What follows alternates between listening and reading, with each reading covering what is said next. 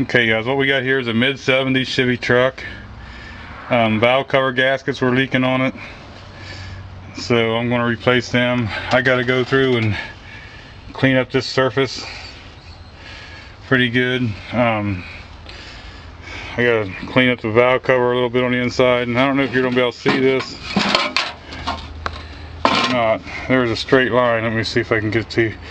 If you look right here, that's bent out, and that's usually because people put bolts on these without nothing else, running a straight bolt in. And if you run a straight bolt into these valve covers, what happens is there's nothing to hold, because this is so flimsy right through here. There's nothing to hold this. This just bends down. So what I like to do is they make smaller ones also, but I got the larger ones because these covers are bent up a little bit. But whenever you put this on there,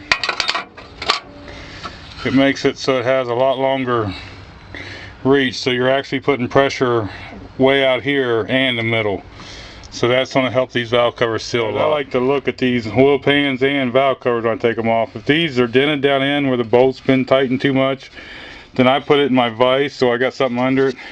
And then I simply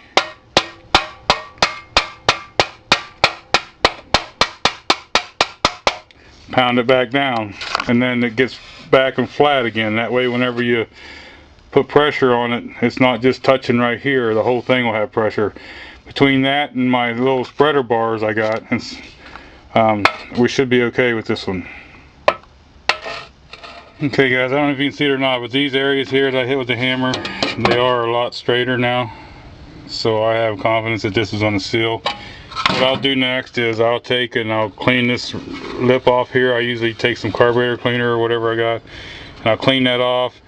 And then I'll take on my finger or something, I'll run a really very fine film of silicone around that on the valve cover itself. And that way I'll leave it sit there for a few minutes and let it tack up, and that way it'll hold the cover and the gasket together. And then I will not put nothing on the block, I'll just put it on dry. Then I'll tighten these up, and using these we should stop the leak. Now I've got some silicone on, now it's time to put the gasket on. Now I like these cork gaskets here. They're the extra thick. There's different thicknesses of them this way, and with me knowing this valve cover was going to be bent a little bit, I figured this might help me get the proper squish on it. So that's all I'm going to do is stick the valve cover on there, or the gasket on there. I'm going to make sure the holes line up,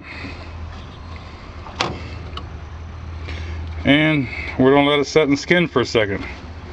Okay. Alright guys, we got the valve covers back on. Got both of them on there. Got the little spacers on there. And you can go a little tighter when you got them spacers, but you still can't crank them down like there's no end to tomorrow. Hopefully this one doesn't leak anymore. So we'll see.